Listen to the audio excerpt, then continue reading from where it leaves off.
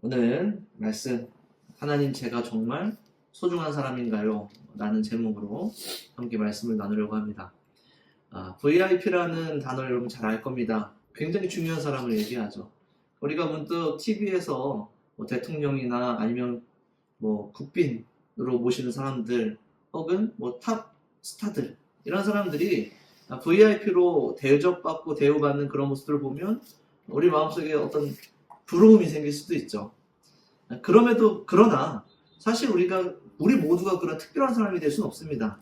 그런 VIP가 될 수는 없죠. 물론 그렇게 되시기를 축복하지만 모두가 다 그렇게 될 수는 없습니다. 그럼에도 불구하고 가장 가까운 관계, 내 주변에 있는 관계 속에서는 우리는 누구나 다 어떤 생각을 하냐면 굉장히 난 소중한 사람이었으면 좋겠다. 나는 이 공동체 안에서 이 관계 가운데에서 중요한 사람이었으면 좋겠다. 라는 그런 마음을 모두가 다 가지고 있어요.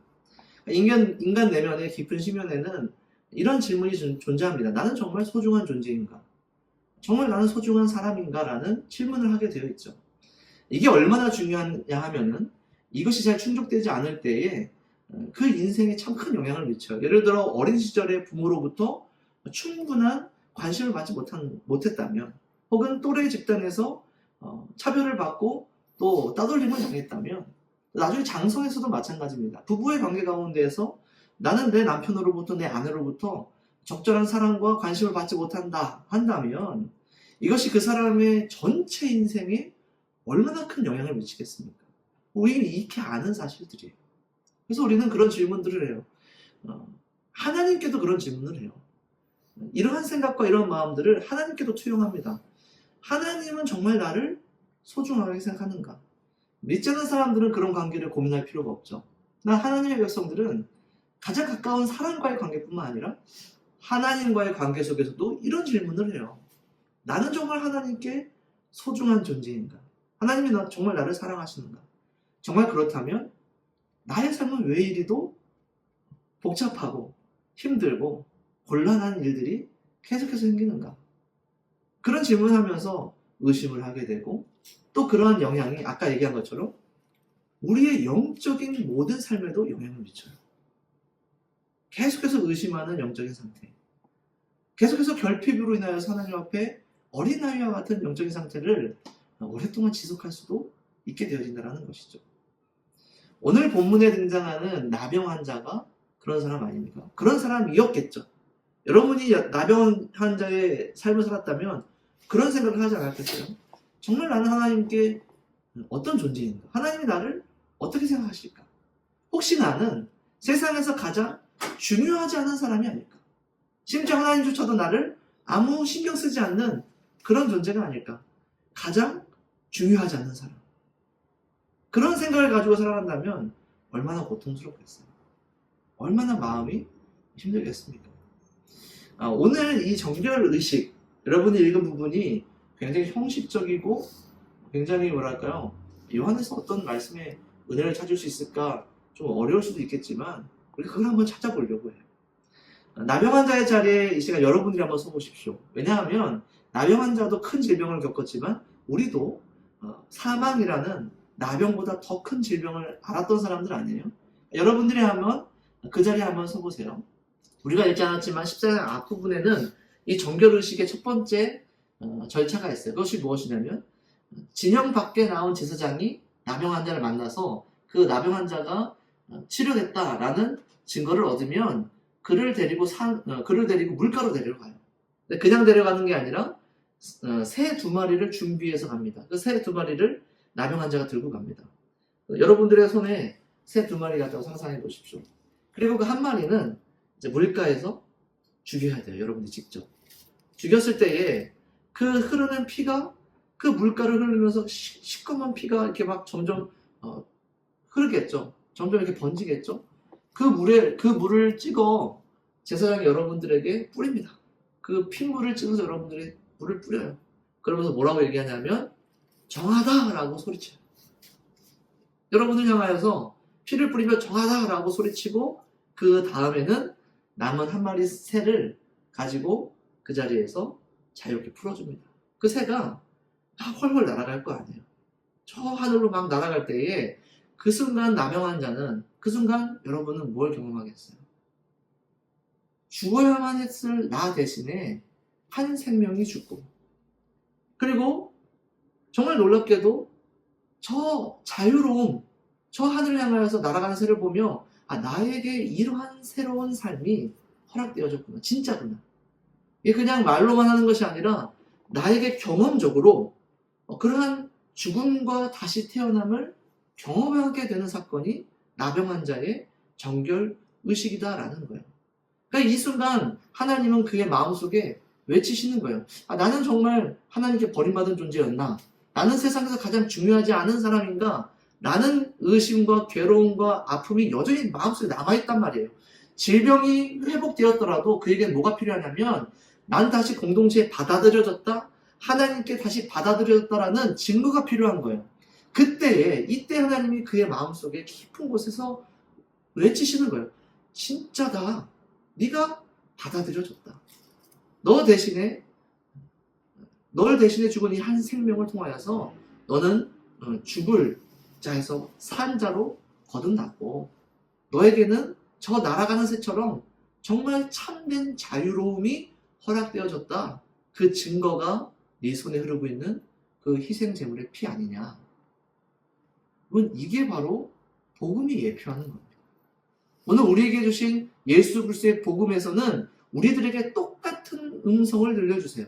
우리에게도 마찬가지 아닙니까? 현재 여러분들의 삶을 괴롭히고 있거나 아프게 하고 있거나 의심케 하는 여러 가지 문제들과 어려움들이 있습니까? 그 가운데 하나님 앞에 나는 정말 하나님께 어떤 존재인가를 계속해서 묻고 계세요? 그때 여러분들 증거가 필요합니까? 여러분들 마음의 위로가 필요해요? 우리에겐 이미 그 위로가 허락되어졌다는 거예요. 이미 우리는 가지고 있어요. 예수 그리스도의 십자가를 통하여서 우리에게 경험시켜 주신 것이 무엇이냐면 이거예요. 똑같이. 이건 그냥 말로 여러분들에게 한 게 아니에요. 어떤 환상이나 거짓이나 속임수가 절대 아니라는 거예요. 우리를 구원하신 그 사실은 역사의 한가운데에서 이미 여러분들에게 보여주셨다는 겁니다. 내가 죽었어야 했지만 나 대신에 돌아가신 예수 그리스도의 죽으심으로 나는 살게 되었구나. 부활하셔서 승천하신 예수님처럼, 부활의 첫 열매 되신 예수님처럼 내가 부활의 다음 열매가 되어 참된 자유, 영원이라는 하나님의 나라라는 기업을 나는 정말로 상속받았구나라는 것을 복음에서 우리에게 얘기해 주고 있다는 겁니다. 그 증거와 그 해답이 여러분들 안에 이미 있다는 사실을 꼭 기억하시기 바라요. 여러분 인생 가운데에 과거의 아픔이든 지금 현재 진행형으로 일어나고 있는 여러 가지 어려움이든 그 가운데 우리가 하나님의 사랑과 하나님의 마음을 의심할 필요가 전혀 없다라는 거죠. 예수 그리스도의 십자가의 복음 안에서 그 증거를 끝까지 붙들고 계시는 여러분들이 되시길 간절히 소원합니다. 그 증거를 가지게 되는 거예요. 이 나병 자는. 그 나병 자가 이 다음에 어떤 절차를 거치냐면 이제 진영으로 같이 제사장과 함께 갑니다. 진영 안으로 들어가요. 놀라운 순간이겠죠. 그 진영 문이 열리고 그 이웃들의 얼굴을 다시 보고 가족들의 얼굴을 다시 보며 그 진영 한가운데로 쭉 자신의 처소로, 자신이 살던 곳으로 걸어갑니다. 그리고 그 집안에 바로 들어가는 건 아니에요. 그 자신이 살던 진에 텐트가 있었겠죠. 광야니까. 그 텐트 밖에서 7일 동안 유숙을 해요. 어떤 거랑 여러분 대조가 됩니까? 우리가 지난주 말씀에서 함께 나눴죠. 그가 나병 환자로 진단받기 전에도 그는 작게는 7일, 길게는 14일까지 제사장의 명령으로 감금되었잖아요. 그 감금의 시간은 죽음과 고통과 괴로움과 어두움과 깊은 심연의 시간이었다면 지금 이 7일은 어떤 시간인지 여러분 상상이 되세요? 이미 정결함이, 구원이, 회복이 확정된 상태에서 7일의 기다림은 그 전의 기다림과는 전혀 다른 거예요. 완전한 기쁨과 기대와 소망과 희락으로 정말 그 높은 희락의 상태에서 그는 7일 동안 진영한 자신의 집 밖에서 유숙을 합니다. 그리고 그게 그러한 삶의 모습이 오늘 하나님이 여러분들이 원하시는 삶의 모습인 거예요. 예수 그리스도의 복음으로 인하여서 죄에서 구원함을 받아 새롭게 거듭나서 하나님의 백성이 된 우리의 삶이 어떻게 변해지느냐, 우리의 삶의 마음, 우리의 삶 속에 우리는 어떠한 마음과 어떠한 행복으로 살아갈 수 있느냐, 바로 여기서 묘사하는 이러한 행복이라는 거예요. 우리가 하나님을 알기 전에는 우리의 인생이 그저 어떤 목표가 있던, 어떤 자아 성취가 있던, 어떤 계획이 있던, 어쨌든 죽음과 사망으로 귀결될 수밖에 없는 삶이었다면, 예수 그리스도를 만난 이후에는 우리의 삶의 마음은 다른 곳에 향하게 된다는 거예요. 똑같은 삶, 똑같은 기다림. 예수님을 만나기 전이나 만난 이후에나 우리의 삶은 그렇게 크게 변하진 않았죠, 사실. 세상도 마찬가지. 이 온 우주가 그렇게 크게 변하지 않았어요. 그러나 기다리는 마음은 달라진다는 거예요. 죽음을 기다리고 있느냐, 아니면 예수님을 기다리고 있느냐, 나병이라는 끔찍한 선고를 기다리고 있느냐, 정결함이라는 놀라운 은혜를 기다리고 있느냐, 전혀 다른 거잖아요. 여러분들의 삶은 어떻습니까? 지금 예수님 오시는, 혹은 여러분들의 이 땅에서의 삶을 마지막 때를 기다리는 여러분들의 마음은 어떠시나요? 하나님 여러분들에게 원하시는 마음은 이런 거예요. 의심이나 불안함이나, 하나님 정말 나를 사랑하실까? 나는 어떤 존재인가? 그러한 불안과 약함과 우울 속에서, 여러분들 이 세상 속에서 그런 마음으로 살아가는 걸 여러분들이 원하시는 것이 아니라, 이미 여러분들을 구원하셨고 여러분들을 확실한 사랑으로 붙드셨기 때문에 그러한 기쁨과 그러한 희락과 감사 속에서 여러분들이 살아가시길 바라는 마음이 바로 오늘 이 정결 예식에 담겨 있다는 것이죠. 그 오늘 우리가 잘 아는 말씀에서 우리에게 이렇게 명령하지 않으십니까? 항상 기뻐하라, 쉬지 말고 기도하라, 범사에 감사하라, 이는 그리스도 예수 안에 있는 너희를 향한 하나님의 뜻이니라. 이게 하나님의 뜻이라고요. 여러분, 그 뜻 가운데 살아가신 여러분 되시기를 간절히 소원합니다. 그것이 우리가 살아갈 수 있는, 우리가 누릴 수 있는 기쁨이다. 하나님은 기뻐할 수 없는 사람에게 기쁨을 강요하시는 분이 아니에요. 야, 내가 너희들 구원했으니까 이 땅 사는 동안에 조금 고난받고 고통받아도 기쁘지 않고 행복하지 않아도 그냥 좀 견뎌봐. 아니, 나가 십자가에 달려서 너희들을 위해서 견뎠는데 너는 왜 그것도 못 견뎌? 라고 얘기하시는 분이 아니라고요. 기뻐할 수 없는 이들에게 기뻐하라고 강요하시는 분이 아니에요. 기뻐하실 만한 충분한 이유와 근거를 우리에게 이미 주시고, 그러한 기쁨 가운데에서 살아갈 수 있도록 보증하시는 분이 우리의 주님이시다라는 사실을 꼭 기억하시기 바랍니다.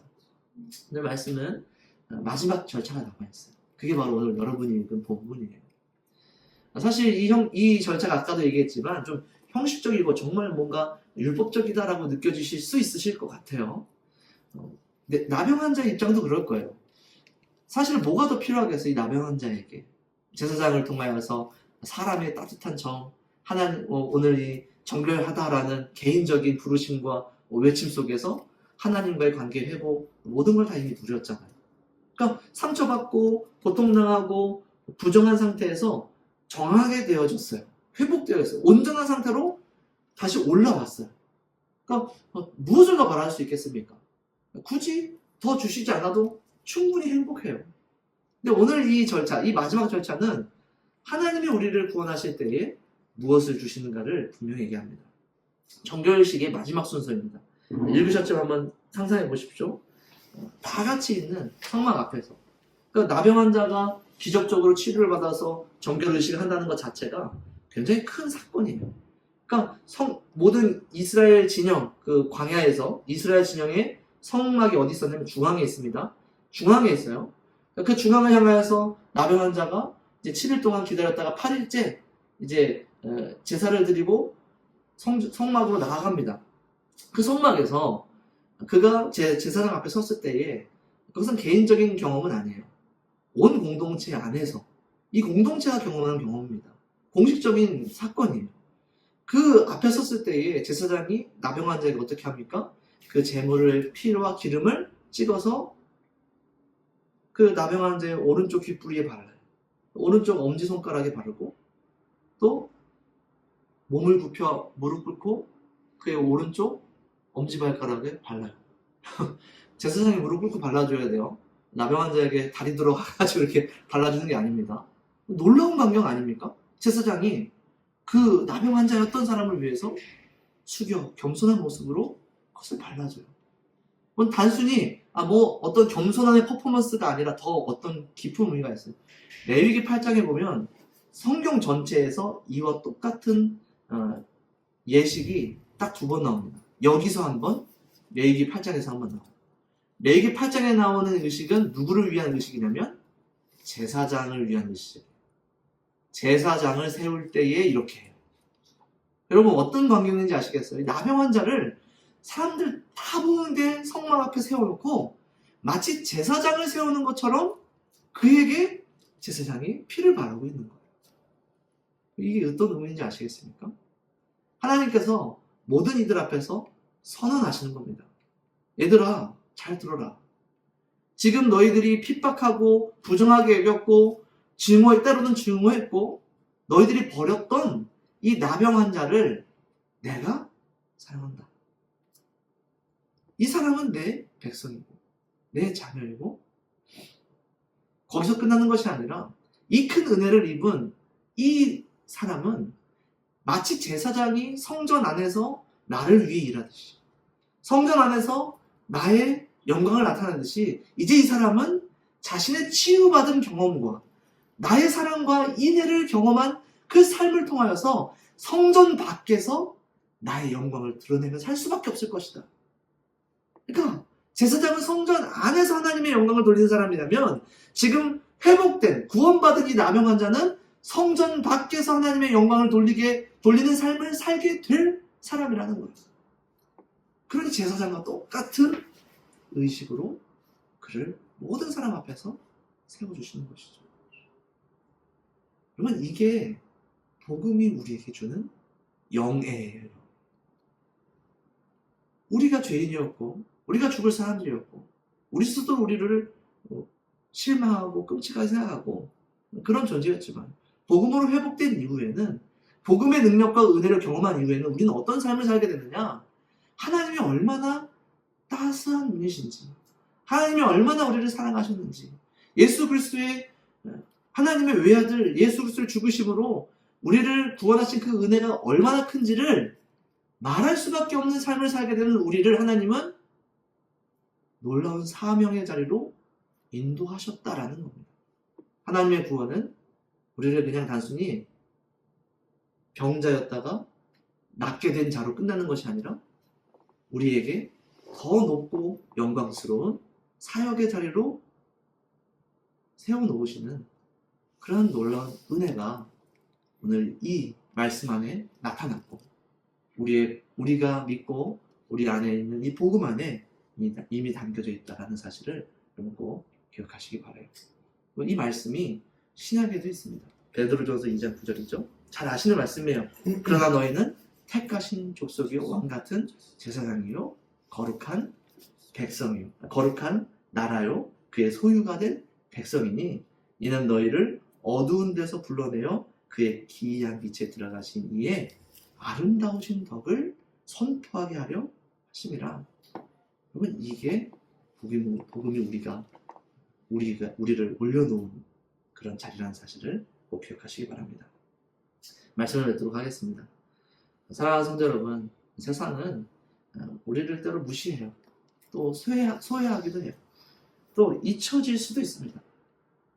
그렇게 중요한 사람이 아니라고 얘기하는 곳이에요.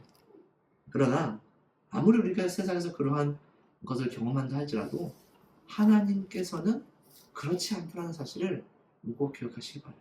그 증거가 이미 그의 외아들을 죽이셔서 우리를 살리신 그 보혈에 담겨있다는 사실을 기억해야 될 줄을 믿습니다. 그러니 여러분은 VIP입니다. 아니 그 이상이죠. 중요한 사람 그 이상이에요. 마치 제사장처럼 이 세상에 여러분들을 세우신 하나님께는 소중할 뿐만 아니라 가장 귀하고 영광스러운 존재가 바로 여러분이라는 사실을 꼭 기억하시기 바랍니다.